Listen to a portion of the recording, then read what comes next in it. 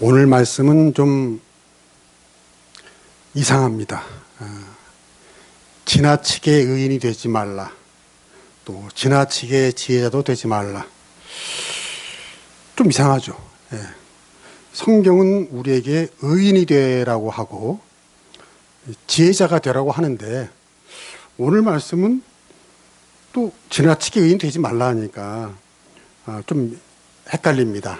근데 그 이유를 우리가 알 수 있는 것이 그 앞절로 가면요.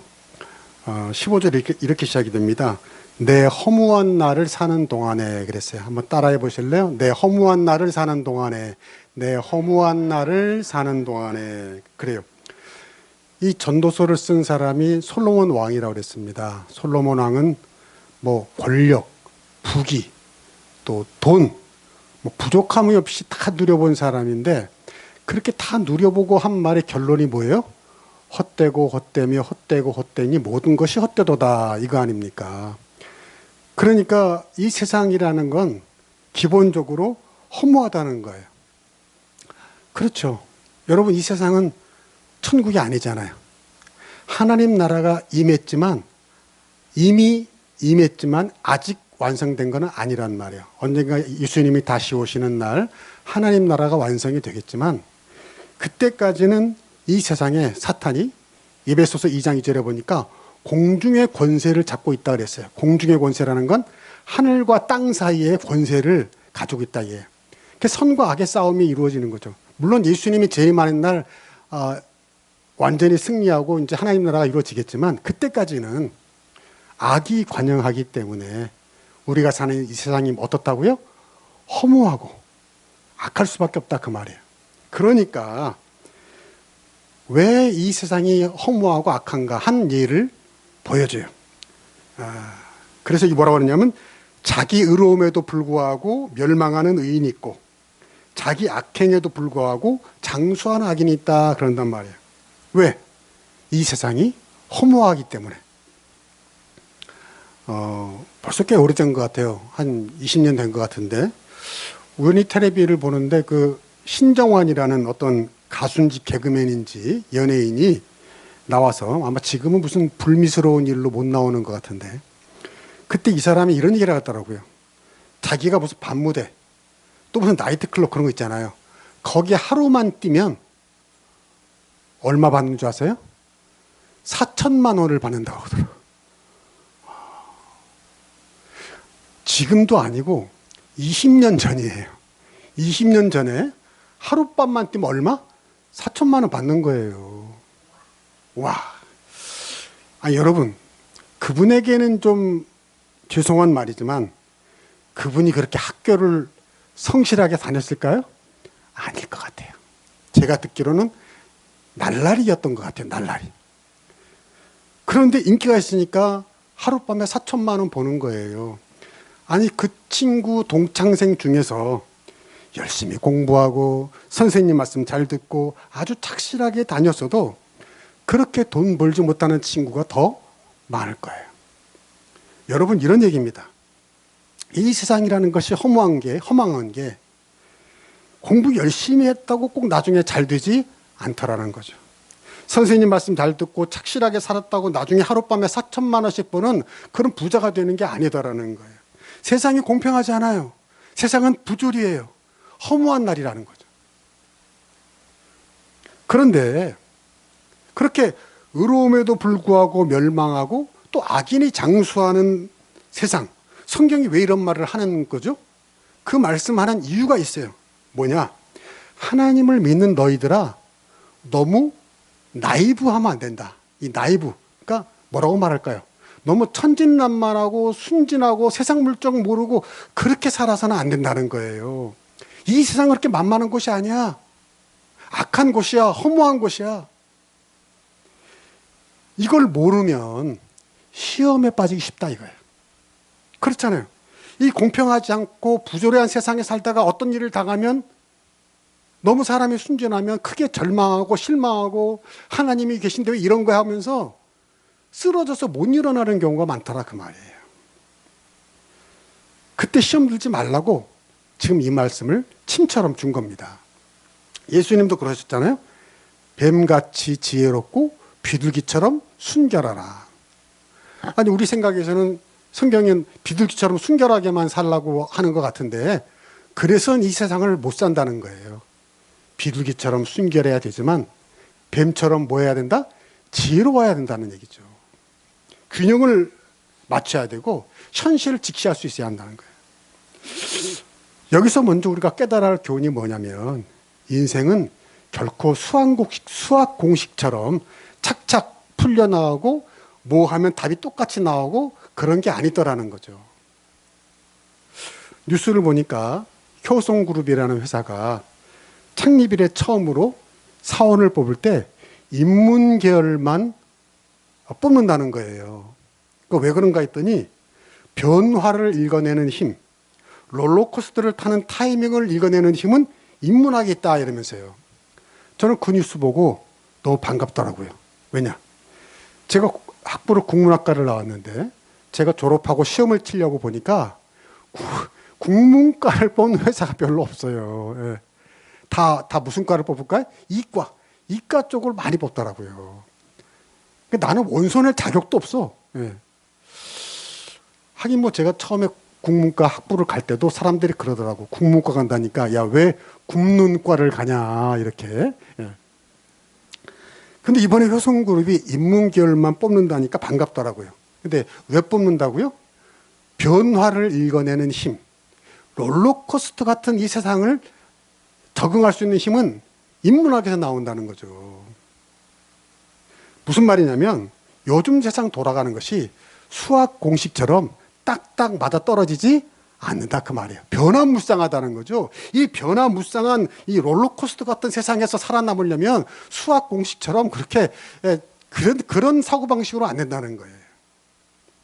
오늘 전도서가 이미 그런 진리를 깨우쳐 주는 거예요. 공식대로 되는 것이 아니다 세상은.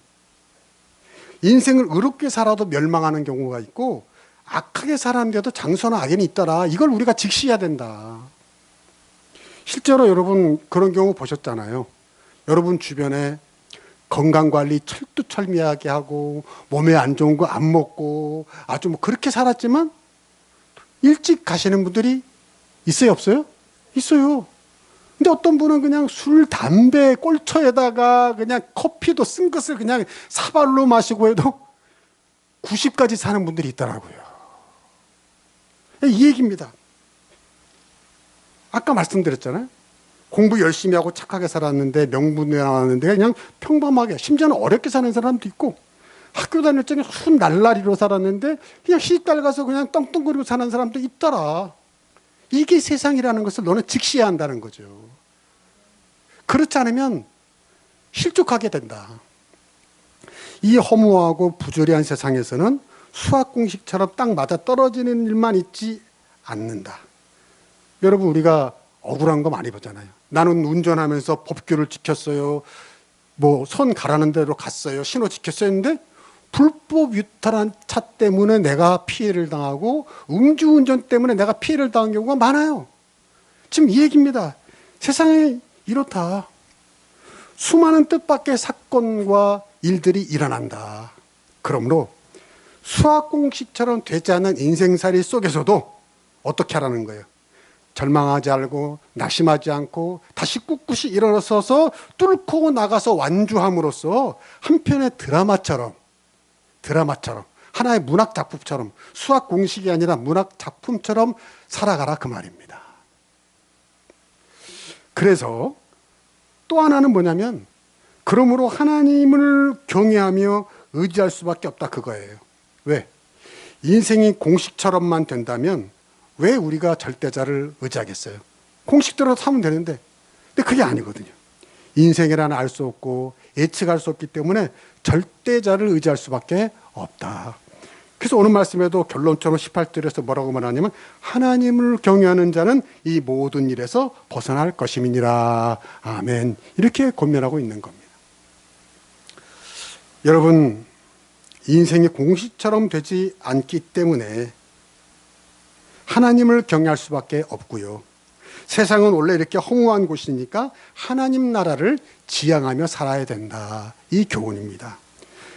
여러분, 하나님을 경외함으로써 이 모순되고 부조리한 현실을 극복해 나갈 수 있기를 축복합니다. 그럴 때 그 사람의 인생이 감동적인 시가 되고 소설이 된다 그 말입니다. 우리 간혹 그런 말 하잖아요. 내 인생 살아온 거 돌아보니까 소설 몇 권 돼. 그런 사람이 있어요. 근데 따지고 보면요, 여러분 중 다 그렇습니다. 내 인생 소설로 우리가 못 써서 그렇지 소설 몇 권 나와요. 그게 인생이라 이거죠. 중요한 건 하나님을 경외함으로 너의 소설이, 너의 시가 감동을 주는 작품이 되라 그 말입니다. 나는 여러분에게 이런 은혜가 있길 축복합니다. 16절 한번 봅시다. 같이 읽어볼까요? 시작. 지나치게 의인이 되지도 말며 지나치게 지혜도 되지 말라. 어찌하여 스스로 패망하게 하겠느냐. 이 세상은 아까 뭐라 그랬어요? 허무한 세상이라고 그랬어요. 그러니까 시험 들지 마라. 근데 16절에서도 뭐라고 말하냐면 이 세상이 허무한 날일 뿐만 아니라 너도 의인이 아니다 그 말입니다. 너도 죄인이다 그 말이에요. 그러므로 지나치게 의인이 되지 말며 지나치게 죄자가 되지 말라. 왜요? 불가능하니까. 애초부터 불가능하니까. 우리 인생의 본질이 죄인이에요. 근데 어떻게 우리가 완전한 의인이 되겠어요? 그러므로 지나치게 의인이 되려고 하는 것 자체가 교만이다 그 말입니다. 그래서 20절 이하에서는 이런 재밌는 말씀을 하십니다. 20절 이하에 한번 같이 읽어볼까요? 시작. 선을 행하고 전혀 죄를 범하지 아니하는 의인은 세상에 없기 때문이다. 여기까지. 그래요. 세상에 의인이 없다고 그랬잖아요. 근데 어떻게 지나친 완전한 의인이 될 수가 있겠어요? 21절 보면요, 재밌는 게 사람들이 하는 모든 말에 내 마음을 두지 말래요. 여러분, 누가 여러분 뒤에서 뒷담화 한다고 썩내고 화내고 그러지 않기를 축복합니다. 왜? 그리하면 내 종이 너를 저주하는 것을 듣지 아니하리라. 너도 가끔 사람을 저주하였다는 것을 내 마음도 알고 있느니라 그 얘기예요. 여러분, 너도 뒷담화 했잖아 그 얘기예요. 네, 그렇죠? 근데 뭐 남이 너 뒷담화 했다고 그렇게 화를 내? 그 얘기예요 지금. 맞잖아요. 무슨 말이냐면 전혀 죄를 범하지 않는 의인은 세상에 없다.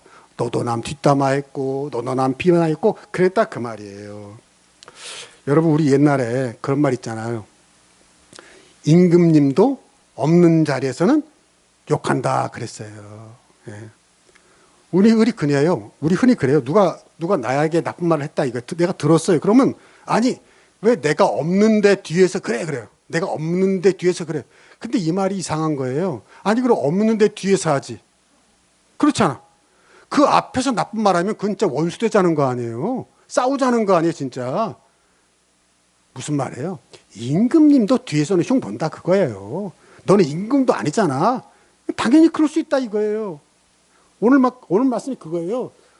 누가 너 뒤에서 종이 너한테 뭐라고 하더라도 신경 쓰지 마. 어떤 회사의 과장님이 화장실에서 우연히 이 일을 보다가 뭐 그런 경우 있잖아요. 아무도 없는 줄 알았나 봐. 직원이 우르르 들어왔어요. 자기를 흉보더라는 거예요. 근데 그 일을 겪은 다음부터요, 이 사람이 큰 어려움을 겪는 거예요. 왜? 볼 때마다 기분이 좋아요, 나빠요? 나쁘죠. 그러니까 차라리 그런 걸 안 듣는 게 나은데, 그러니까 듣고 난 다음에 우울증에 빠지고 회사 생활을 못 하겠더라 그거예요. 근데 오늘 성경은 뭐라는 거예요? 그거 신경 쓰지 마라. 임금님도 뒤에서 다 흉 보는 거야. 뭐 그거를 유념하고 그래. 우선 넘겨. 그 얘기예요. 나는 여러분에게 이런 교훈 있기를 축복합니다. 신경 쓰지 마세요. 중요한 건 이거예요. 우리는 모두 다 이렇게 완전하지 못한 사람이다. 본질이 죄인이다. 그래서 우리가 그냥 의인이 되려는 건 좋지만 지나치게 오늘 말씀은 지나치게 의인이 되려고 하는 건 뭐예요? 교만이다 그거예요. 그리고 많은 부작용을 낳습니다. 여러분 성경에서 지나치게 의인이 되려고 한 사람들이 있어요. 예수님 시대에. 누구죠? 바리새인들. 그들은 성경 말씀을 너무너무 잘 지켰어요. 거기까지는 좋아요. 아주 잘했어요. 근데 그것이 자기 의가 되고 자기 훈장이 되고 자기 그 장식이 돼가지고 그걸 가지고 다른 사람, 자기처럼 못하는 사람들, 여건이 안 돼서 말씀을 못 지키는 사람들을 비방하고 정죄하고 무시하고 그랬단 말이에요. 지나치게 의인이 되지 말라는 것은 이런 율법주의자가 되지 말라는 거죠. 내가 이만큼 의롭게 행했는데 상대방이 나처럼 행하지 않으면 분노하는 거죠. 나는 가정에서 이만큼 의롭게 행했는데, 나는 가정에서 남편으로 아내로 내 의무를 다했는데 상대방이 그렇게 하지 않으면 너 왜 그래? 너 뭐야? 너 쓰레기야? 이렇게 나가는 거예요. 화를 내고 분노하고. 그래서 상대방을 정죄하고 미워하고 무시하고 용서가 없어요. 이해와 관용이 없어요. 거기 은혜가 없어요. 어떻게 거기 사랑이 있겠습니까? 이게 바로 지나치게 의인이 되는 거다 그 말이죠. 여러분 정치권도 보세요. 왜 그렇게 소란한가요? 서로 자기가 의인이에요. 자기가 옳아요. 자기가 선이에요. 그 지나치게 의인이 되는 거예요. 그 상대방과 타협하지 않아요. 양보하지 않아요. 원수처럼 싸워요. 평화가 없어요. 정치권도 지나치게 의인이 되는 거예요. 서로. 그러면 안 되는데. 교회에서도 그래요. 교회에서도 말이 좀 이상한데 지나치게 신앙이 좋아서 문제가 될 때가 있어요. 예를 들어서 어떤 여집사님이 시어머니 때문에 고생을 해서 교회에 나와서 하소연할 데가 없으니까 교회에 모여서 좀 자기 시어머니 흉을 보고 막 그랬던데 그 얘기를 듣는 어떤 다른 분이 이렇게 흉고라는 거죠. 아니 집사님 성경에 7번씩 70번이라도 용서하라고 그랬잖아. 아니 원수를 사랑해야지. 예수 믿는 집사님이 예수 안 믿는 시어머니를 사랑해야지. 그래서 되게 그러면 그 마음을 털어놓은 집사님은 뭐가 돼요? 완전 똥이 되는 거죠. 완전히 믿음 없는 사람이 되는 거지. 그럼 그 사람이 다시 또 교회에 와서 자기 얘기를 할까요? 안 할까요? 안 하죠. 그렇게 되면 그 교회는 다 바리새인들만 있게 되는 거예요. 자기 속에 썩은 썩어 문드러지는데 그 문드러지는 걸 서로 털어놓고 서로 얘기하고 서로 등 두드려주고 그런 공동체가 돼야 되는데 아무도 이제 더 이상 자기 얘기를 얘기하지 않는 거예요. 그 얘기입니다. 어떤 집사님이 사업이 부도가 나서 아주 고통받고 있는데 그 앞에서 이렇게 충고를 해요. 집사님 먼저 그의 나라와 의를 구하라고 그랬잖아. 그렇게 안 했으니까 이렇게 부도가 나지. 이렇게 하면 그 사람은 뭐가 돼요? 어떤 사람이 큰 시험을 당해서 고통 가운데 있는데 그 앞에서 한다는 말이 기도 안 해서 그래. 이러면 그 사람은 뭐가 되는 거예요 도대체. 다 옳은 말이에요. 다 옳은 말인데 우리가 TPO 그러잖아요. 때와 장소와 사정이 다른 거예요. 그 말을 할 때가 있고 안 할 때가 있는 거예요. 그걸 분별해야 되는데 지나치게 신앙이 좋으니까 할 말 안 한 말을 하게 되는 거예요.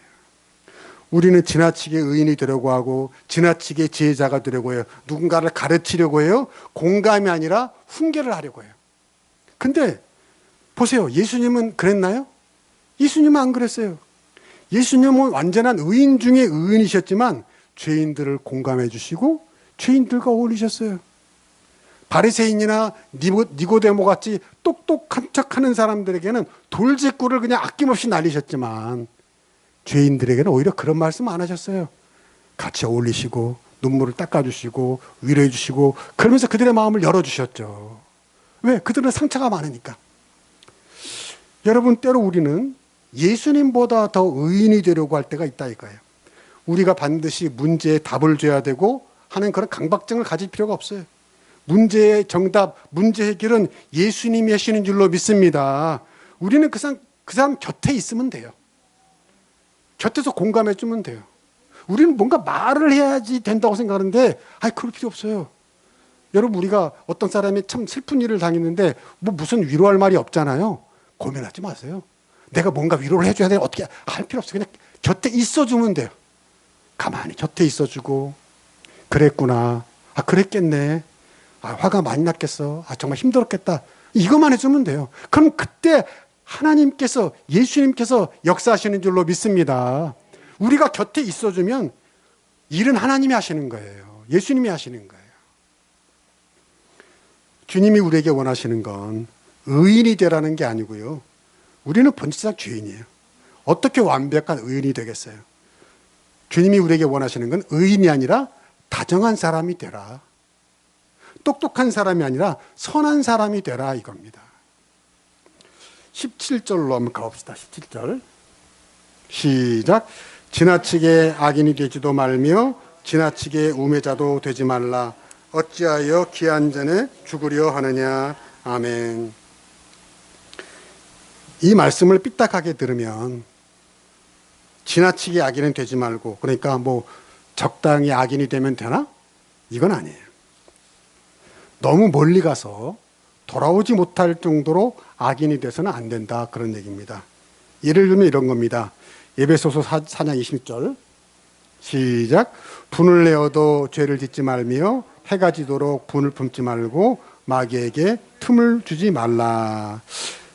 살다 보면 인간인지라 화낼 수 있어요. 분낼 수 있어요. 악인이 될 수도 있어요. 성경이 여기까지 인정을 해요. 근데 분을 내어도 죄를 짓지는 말아라. 해가 지도록 분을 품지는 말라, 그거예요. 너무 독하지는 말라, 이거예요. 그렇지 않으면 그 분내는 틈을 이용해서 마귀가 역사하죠.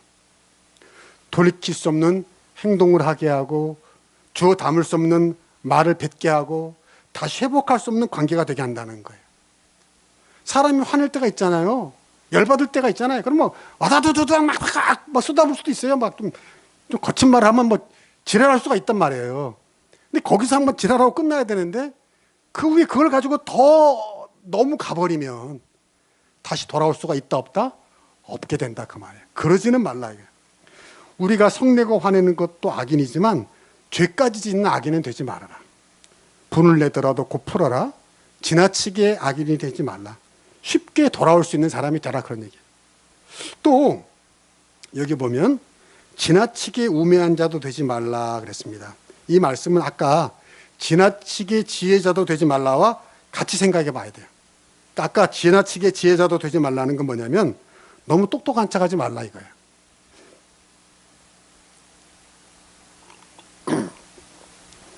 오래전에 그 어떤 집사님이 그러시더라고. 우리 커피 믹스 있죠. 커피 믹스 지금도 그런지 모르겠는데 커피 믹스에 자세히 보면요 번호가 있어요. 그거 아세요? 번호가 달라요. 2, 7, 뭐 9, 5 다 달라요. 근데 어떤 집사님이 그러더라고요. 이 번호가 중요하다고. 번호가 높은 게 커피 맛이 좋은 거야. 번호가 높은 게 커피 맛이 진한 거야. 근데 그 말 내가 딱 듣는데 이건 아무리 봐도 그건 아닌 것 같아. 그래서 내가 또 호기심에 전화까지 해봤어. 동서식품에다가. 그 말이 맞습니까? 아니라는 거지. 그거는 그냥 라인 번호래, 라인 번호. 그 커피가 만들어낸 라인 번호라는 거야. 그런가 보다. 이제 다음에 근데 그 집사람이 또 얘기를 하는 거야. 또, 이게 번호가 높아야지 맛있는 거야. 이걸 먹어. 그래서, 이건 내가 좀 말해줘야겠다. 그래서, 집사님, 그거 아니고요. 그냥 라인 번호래요. 말씀도 똑같다. 그랬더니 그분이 이제 그러면, 그래요? 그럼 되는데. 아니에요. 이렇게 나오는 거예요. 번호가 이게 맛이에요. 그러는 거야. 그래서, 그거 제가 알아봤는데 아니라니까 나중에 막 화를 내더라고요. 기분이 나쁜 거지. 자존심 상한 거지. 그러니까 그때 내가 깨달은 게 뭐냐면 처음에 한번 내가 얘기를 해주고 집사님 그거 아니랍니다. 번호 그냥 라인이래는데 그분이 한번 막 그러면 그때 내가 그래요? 뭐 그런가 보죠. 하고 내가 넘어갔으면 되는데 내가 또 두 번째까지 또 내가 그걸 교정을 해줬거든. 그때 이분이 막 화를 내니까 갑자기 서로 어떻게 돼요? 서먹해진 거야. 민망해진 거야 이거. 그리고 우리는 아무 말도 없이 돌아섰다. 뭐 이렇게 된 거예요. 제가 그때 큰 교훈을 얻었어요. 그때 아주 오래전 얘기인데 그렇게까지 할 필요가 없구나. 이게 죽고 사는 문제가 아니잖아요. 그렇잖아요? 죽고 사는 문제 아니잖아요. 독약이 아니잖아요. 뭐 구워 먹었다고 죽고 그런 거 아니잖아요. 그러면 그냥 누군가 말이 틀려도 그냥 그런가 보네 하고 웃어 넘어가면 되는데 이게 뭐 죽고 사는 문제도 아니고 이게 구원받고 안 받고의 문제도 아닌데 뭘 그렇게 따졌을까, 얘기했을까 이런 생각이 들더라고요. 무슨 말이냐면 여러분 살면서 누가 어떤 얘기를 할 때 그게 뭐 그렇게 큰 중요한 문제가 아니라면 그냥 그래야 하고 웃고 넘기란 얘기죠. 너무 지혜자가 되려고 끝까지 우기고 싸우고 내 말이 맞아 막 이렇게까지, 아까 말했지만 그게 정말 중요한 문제라면 가르쳐 줘야 되지만 별 문제 아니야. 아까 말한 커피믹스 뭐 1번 먹거나 4번 먹거나 상관도 없어. 그러면 그냥 웃어 넘기는 게 지혜로운 줄로 믿습니다. 그 얘기예요. 근데 우리는 너무 내가 지혜자가 되려고 하니까 사람과의 관계가 이상하게 되고 덕스럽게 되지를 못하더라, 그런 얘기입니다. 그런데 오늘 전도서는 거기서 끝이지 않고 반대로 지나치게 우매한 자도 되지 말라 이렇게 말합니다. 이게 지나치게 우매한 자라는 건 또 반대야. 내가 틀렸는데 그걸 알게 됐는데 너무 고집을 부리지 마라 이거죠. 틀릴 수 있어요. 어떻게 뭐 다 맞을 수 있어요. 그걸 알면 고치면 된다는 거죠. 근데 고집을 부리는 거예요.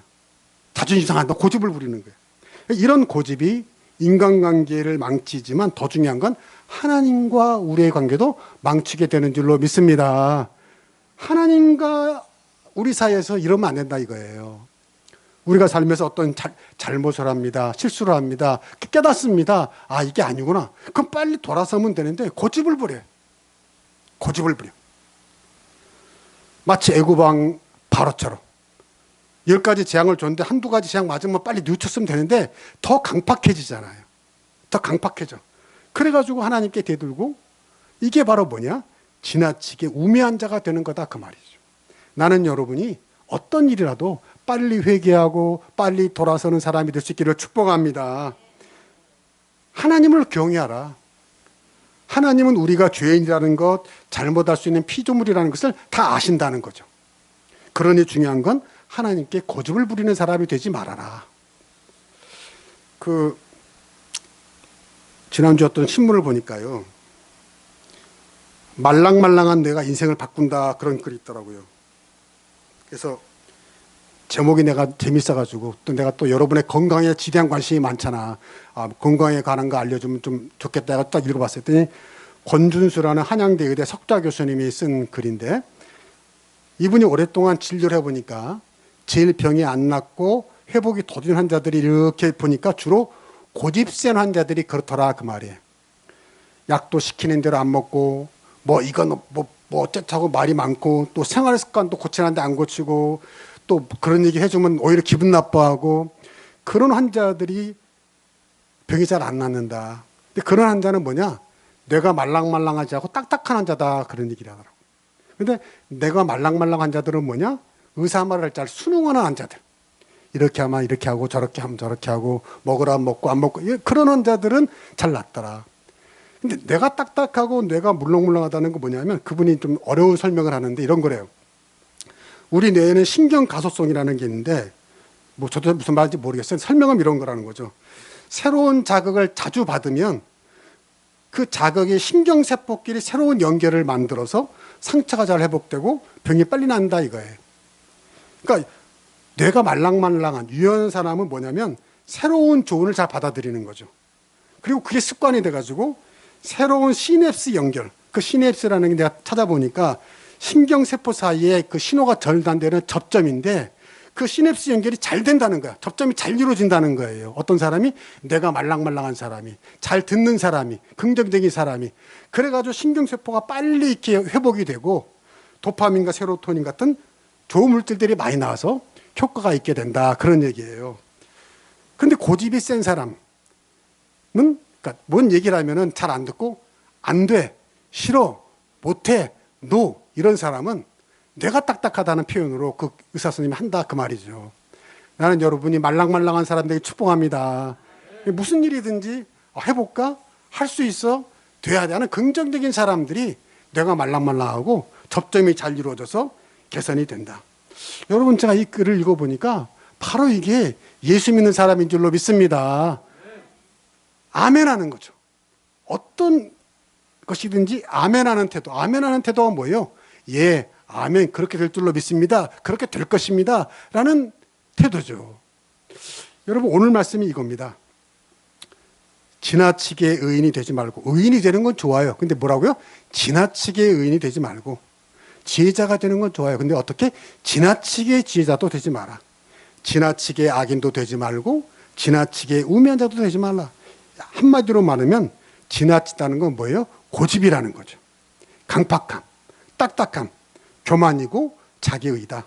근데 하나님을 경외한다는 건 뭐냐? 말랑말랑해지는 거예요. 온유해지는 거예요. 지나치게 악인이 되어 버티는 게 아니라 하나님 말씀 앞에서 잘 고치는 태도인 줄로 믿습니다. 말랑말랑한 마음으로 하나님을 대하는 거예요. 하나님은 그런 사람을 수학 공식처럼 안 되는 이 부조리한 세상에서도 감동을 주는 시가 되고 감동을 주는 소설이 되도록 인도하실 줄로 믿습니다. 그래서 이 허무한 날을 사는 동안에도 더 보람되고 더 행복하고 더 아름답게 살아가는 여러분 되기를 축복합니다. 기도하겠습니다.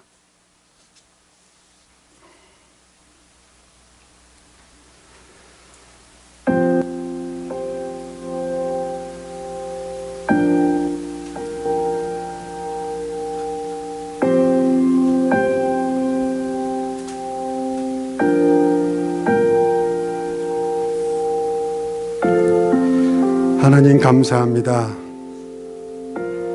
이 허무한 날 부조리한 세상을 직시하게 하셔서 너무 순진하고 바보같이 사탄에게 속아서 작은 일에도 시험에 드는 사람이 되지 않도록 우리를 인도하여 주시옵소서. 수학 공식처럼 되지 않는 이 세상을 살아갈 때에 작은 시련에도 시험에 들어 실족하지 않게 하시고 오직 하나님을 경외함으로 하나님을 의지함으로 우리의 삶이 하나의 시가 되고 하나의 소설이 되는 감동을 주는 인생이 되게 하여 주시옵소서. 뭐든지 지나친 것은 좋지 않다고 말씀하셨으니 무엇을 하든지 지나치게 하지 않게 하시고 늘 주님의 말씀이 기준이 되어서 그 말씀에 순종함으로 겸손하게 말랑말랑한 마음으로 서로 사랑하며 위로하며 축복하며 살아가는 저희들 되게 하여 주시옵소서. 예수님의 이름으로 기도하옵나이다. 아멘.